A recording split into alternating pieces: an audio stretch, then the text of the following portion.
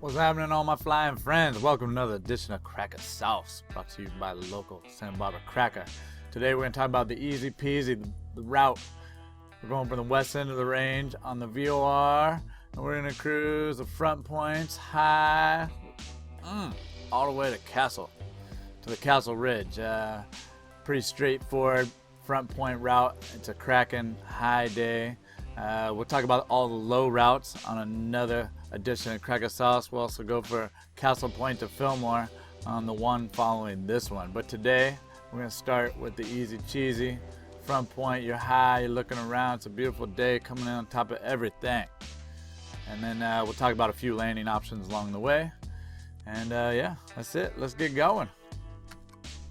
All right, we're going to zoom in here. We're just starting from the west side of the range just because you can launch wherever you want.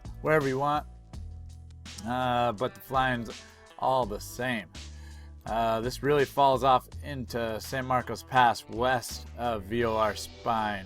Not really many launch zones, not really much thermal activity happening. So the VOR is usually the last big one. A lot of people tag Painted Cave over here, but it's rarely cracking. So we'll start in VOR because it is always cracking. So it being a good day, we're talking you're getting 4,200 or higher everywhere you go. That means on almost any glide, you'll more than likely come in above the next point, above the next peak, which gives you tons of time and relaxing. In a relaxing way, just look for that thermal, get up over 42 again, and go. So VOR. Let's see. This thing works best in the top third of it. If I start getting lower than that, I usually scurry on to no name. But top third, you get over $4,000. You got a pretty easy glide to no name. People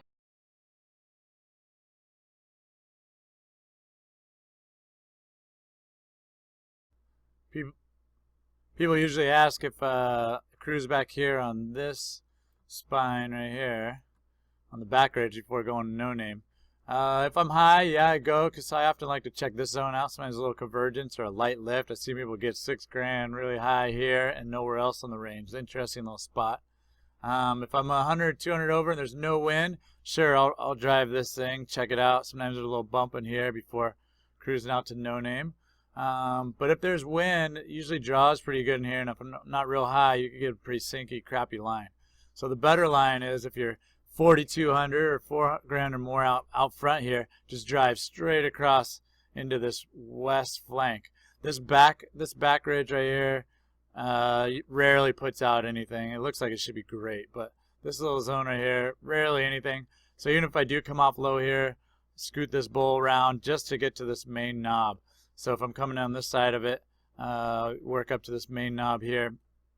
But 4,200 feet, you should come in on top of this, no problem. This knob works great out here. I love this notch in the back. This thing gets you super high. Often, maybe it's because it's a low point from the back range here. Maybe a little north flow pushes up back steep face. I don't know, but this thing often gets me higher than anywhere else. So I work this notch. If not, fall off to this bump. Boom, you're back to 4,200 again. It's like biscuits and gravy. It's a beautiful day. And you're ready to go eastbound. So from no name, you get your 4,200 again, and you're going to aim out for West Bowl. The back of West Bowl, it doesn't work so good, but if I'm high and I'm coming over, I'm checking it out. If not, usually this front half works a lot better. So I always go aim for the high ground and then fall off to the lower ground and sit in here as long as I can until a boomer comes through and get me back to 4,200.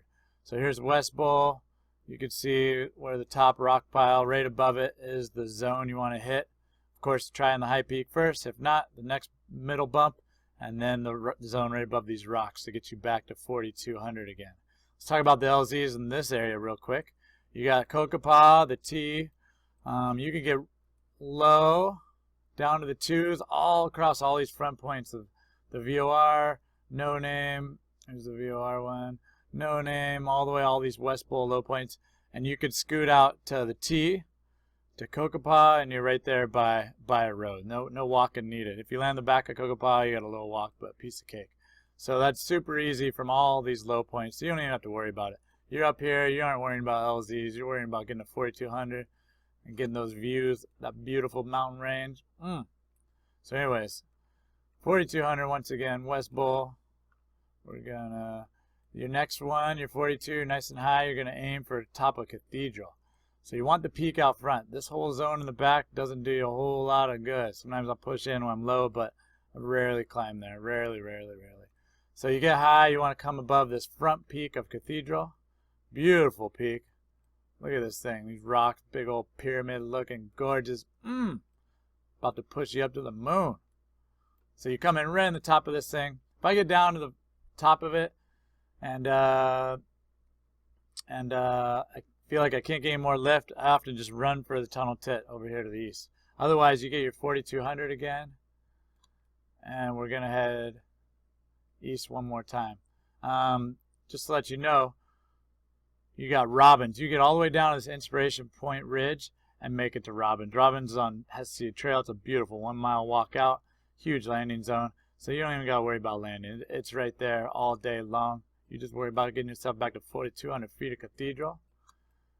And then we're going to head on. If you're 4,200 at Cathedral, you're diving back here to the Double R. Double R is one of the best triggers in our range. This is the last point where it falls off behind the tit. So you want to come between here and the top somewhere. Always aim for the highest part. Come in lower if you have to.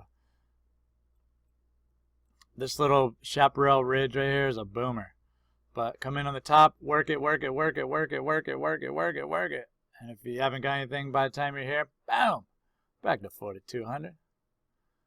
And you're cruising. R&R is beautiful. Stands for Robert's Roost, named after Hammerhead back in the 70s, where he used to kick it all day long when nobody else could get up, just back and forth on his big old standard glider.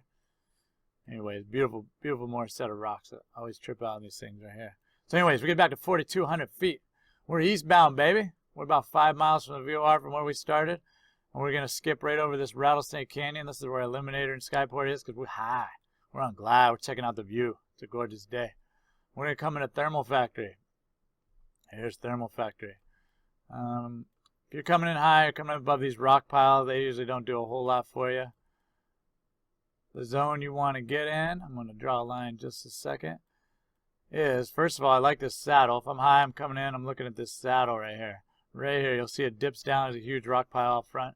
And I'm sitting on this thing as long as I can, because this is usually when I'm going to get my highest at Thermal Factory. Otherwise, I'm going to fall off down this ridge line to where the south ridge meets the big rocky Thermal Factory. So all this zone in here. So let's draw a little line of what we're going to work. So you're going to work this saddle.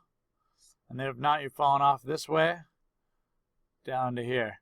So all in this zone, boomers. And this saddle, boomer. I see a lot of people often fishing back here.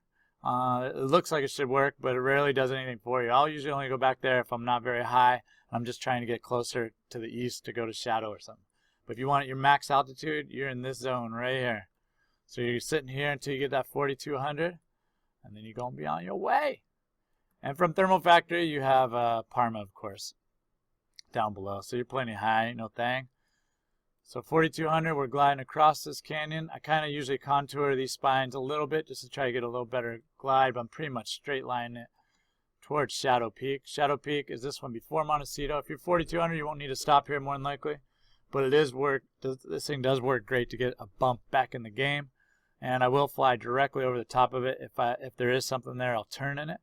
But if you're more than a couple hundred feet above it, more than likely you're just keeping on Montecito Peak. Shadow Peak is awesome because it works from down low. And I love getting low on these things. There's this big wave rock you can surf somewhere in here. Get all close, checking it out. Pretty cool. But you get pretty low on Shadow Peak and get back up, at least to the top of it. So Shadow Peak, we're skipping that because we're high from Thermal Factory. We're going to come in Montecito Peak. Montecito Peak is a big volcano you can kind of see from all over town. All chaparral all around. Looks like a big old volcano. This south-facing spine works great all the way down it. But I like to come into the top third of it. That's where it usually works the best. I'll kind of surf this west-facing bowl real quick to see if I get anything. Usually it's right on top of the spine or right on top of the peak. If not, I'll go on the lee side a little bit and look. But the top of the peak usually gets you back to that 4,200 you've been dreaming about all day long. 4,200, you could skip the next point, which is Secret Bowl, and glide straight across to Layer Cake. Often Layer Cake just get you another bump in the game, or if you come in low, you can ridge soar to the top. But your goal is to get to this road cut. This is the next big thermal trigger. So if you're 4,200 Montecito Peak, you're gliding all the way over, skipping layer cake. Of course, you're flying right on top of them in case there is something. And you're coming into the road cut. So let's go over there and look. And I'll show you a couple LZ, one LZ, two LZs when we get back. So you're gliding straight over Secret Bowl. This Secret Bowl has this little notch back here. Works really good. These front points work okay too if you get low. You're cruising over layer cake. If there's something booming, go for it. Sometimes this next bump gets you something good. Otherwise, you're coming in the road cut, the Romero road cutter, as high as you can. I like to come in on these back bumps and fish around because they're often going to get me the highest. It's often a closer reach to Castle Ridge too. Otherwise, you're just sitting right on top of this road cut where the south spine comes up and meets this thing and going for it. The ones in the back usually don't get you much higher, so I usually stay in this first third or half, however you want to call it, to try to max out my altitude. So between Thermal Factory and Romero, let's talk about landing zones. So Montecito, lots of big backyards for emergency landings, but right at the bottom of the layer cake Romero is a Park Lane LZ, right at the bottom. You could be almost on the deck and land here at these fields. And they're huge. They kind of angle downhill. So if you're in a hang glider especially, make sure you land uphill. But if I get low anywhere between Thermal Factory, basically Shadow Peak, in this Montecito area, I'm just going to keep bumping these foothills because more than likely I have a west wind. I'm going to keep bumping these foothills until I could scoot out to Park Lane LZ. There's also, if you get a little higher at Park Lane LZ, you got the golf courses that you can land at if you have to make an emergency landing. So if I get low in this Montecito area, I'm just going to keep going, bumping these foothills to Park Lane LZ. So you don't got to worry about LZs. That's a big one. It's no problem. If you do fall off at Shadow Peak and you're worried about it, you can come out here to Westmont and land. They might give you grief, but it's emergency landing. Do what you got to do. Or you can bleed off back to Parker's and follow the fire road, the fire break back to Lower Parma. So you can land all in this fire break, short walk back to Parma. Plenty of landing zones. You don't got to worry about that. So we're getting 4,200 feet all day long and cruising. All right, so let's get back over to the Romero area for our last little jump of this edition of Crackin Sauce. So Romero Roca, you're to 4,200 feet again because it is going off and you're gliding right across this whole Castle Ridge area. All these next steep zones, there's a OHV motorcycle track on top of this in the back. It's like right in here. You can see all these road cuts. So this OHV road cuts all the way across the ridge line to Divide Peak. There's a little motorcycle track area right behind the beginning of Castle Ridge. Castle Ridge is very steep. It's often you're just kind of ridge soaring and bump them above it. But if this is the end of your journey, you're going to go out to Padero for the day. You can be, what's so cool about this place is it's the closest pinch to the ocean. So there it is. So Castle Ridge to Padero Grill, this big hook right down here. Here's a Padero Beach Grill.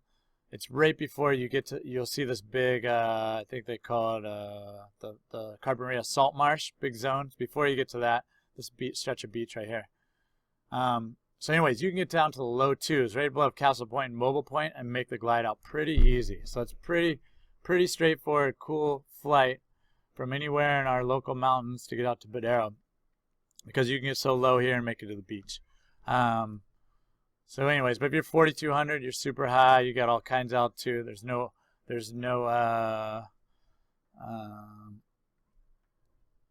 restrictions from the airport, so you come out high, check it out. It's a beautiful day, or take your tailwind further to Carp. So anyways, that's going to wrap it up. Castle Ridge, you can land polo fields and other places, little fields, plenty here. But like I said, low twos will still get you to the beach. So piece of cake gliding out. You don't got to worry about an LZ anywhere between VOR and Castle Ridge. It's all butter, baby. 4,200 feet all day long. Let's go get some. See ya. We're going to give a shout out to all the people and organizations that make free flight possible here in Santa Barbara and our surrounding areas. First off, we got Eagle Paragliding, which is eagleparagliding.com, one of the 2 paragliding schools in town. They will take you from zero to hero, baby, from the Bunny Hill to the mountains to all over the world. They got tours all over the place. They got SIV clinics going on with a boat and a lake. So hit up eagleparagliding.com. Arctic 4 is what I fly. It's the only glider I fly. I love it. I use it for everything. Niviac.com, safest glider on the planet. Smash that bar and you're going places. Smoking those Enzos. Ha! Badass glider. I'm surfing the train all the time here in Santa Barbara. Never take a collapse, never a wingtip. I could launch this thing in technical conditions. I could fly it on the ridges and the training hill, hike with it. It's amazing. Get one. Fly Above All, our other paragliding school in town. You'll see them up at the VOR doing some tandems at the ridges, hanging out, supporting the local community. We got, and they are flyaboveall.com. Flyaway@hanggliding.com. Willie, awesome hang glider instructor, ripper pilot, doing his thing here in town. Tandems all over the place. Call me if you want to learn how to hang glide. We got miniplaneusa.com. This is Chad Bastian's company. If you want to learn how to motor, take a lesson with Chad. Super fun. If you want to learn how to thermal too, watch this guy. He's at the hill every day for the last 20 years. Amazing technique. It's like an art form watching him thermal. Watch the way he moves his hands, the way he shifts his weight. You get a lesson all in itself just watching him. And then we have our Santa Barbara Soaring Association page, sbsa.info. You can see the chat box on here when people are talking about flying. The Twitters replicate on here from the 2 paragliding schools of when they're meeting and where the flying's happening. We also have a visiting pilots page. Santa Barbara Soaring Association keeps our sites flyable, our sites insured. Our wind talkers talking, so we definitely want to contribute to them. Definitely hit up a local before you come flying or one of the paragliding schools. All the contacts are on the visitings page, and you have to be a member to fly our sites. So we have a little donate here. You can donate and do it right online and be all set for when you come fly. So welcome to paradise.